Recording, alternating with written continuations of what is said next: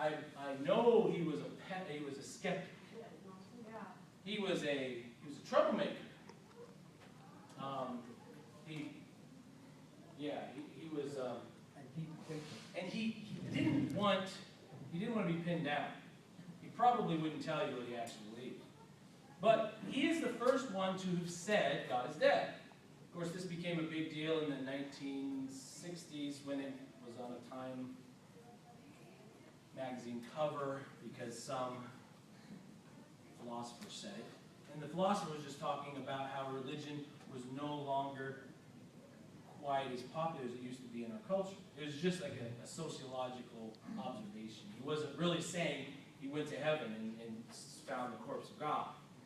But Nietzsche was like one of the first to actually say God is dead. A lot of people quote Nietzsche saying this, and that's all they do. They just quote him saying this. They're like, see, Nietzsche wanted God to be dead, and he's an atheist, and all that philosophy stuff is about atheism, and they don't read on. This is where it comes from, his book called The Gay Science, and I'm pretty sure it's not homosexual gay, it's probably the happy science, but I don't know for sure.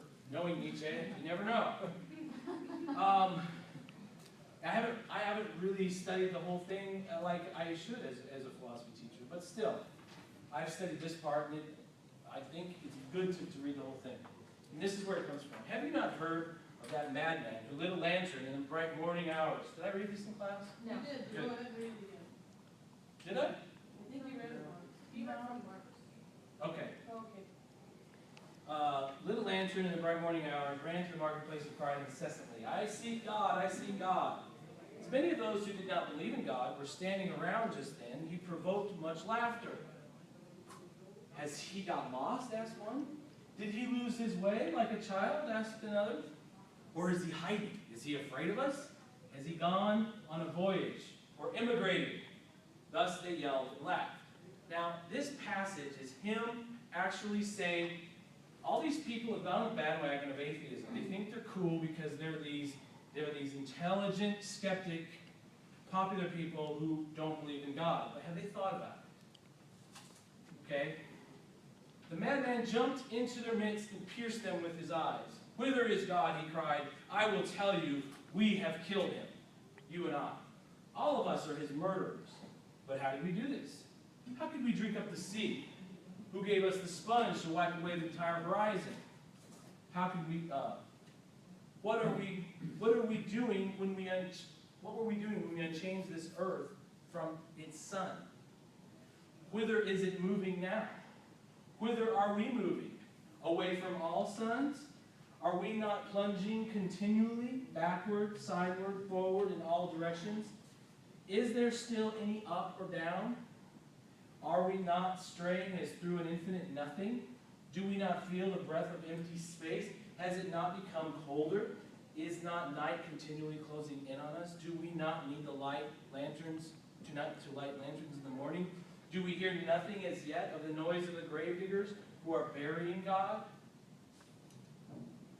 Do we smell nothing as yet of the divine decomposition? God's too decompose. God is dead. God remains dead, and we have killed him. How shall we comfort ourselves, murderers of all murderers?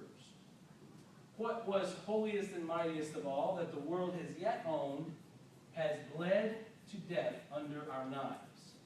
Who will wipe this blood off us? What water is there for us to clean ourselves? What festivals of atonement? What sacred games shall we have to invent? Is not the greatest of this deed too great for us? Must we ourselves not become gods simply to appear worthy of it? What's he saying? That we first invented it and then destroyed it? Well, he's not necessarily saying we invented it, but he's saying that Our disbelief is... he's saying our flippant, hasty, oh, well, we don't need God. It's just a silly superstition. We have reason. We have science. We're not actually knowing it. Like, we're taking the time to know it. Because I am like skeptics, like, Right. some people are skeptics without even, like, knowing True. or studying it. mean, imagine a baby around 2 or 3 saying, "I don't need mom."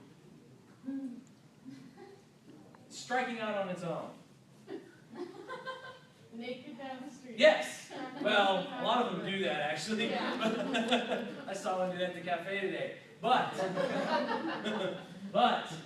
how far do they get? I mean, it doesn't see what he's saying is it's not so much whether God really existed or not, or does exist. It's if you think it's so easy to live without him, go for it.